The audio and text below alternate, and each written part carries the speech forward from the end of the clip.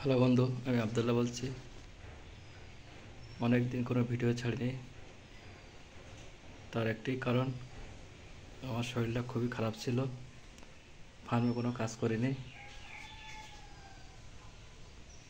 আজ একটি Flora company 63 ampere 415 volt change over switch লাগাচ্ছি আমার ফার্মে।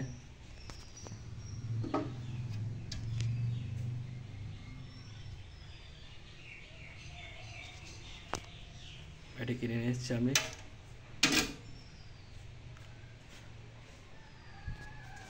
দেয়ালে ফিটিং করা হয়ে গিয়েছে।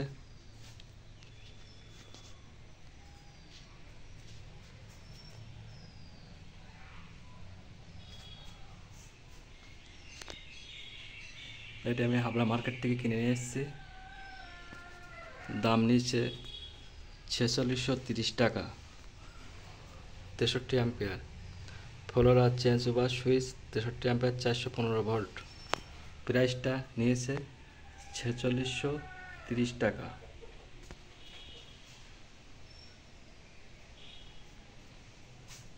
এখানে আমার পোলট্রি ফার্মের মিটারের জায়গা হয়ে গিয়েছে। এখনও মিটার আসেনি।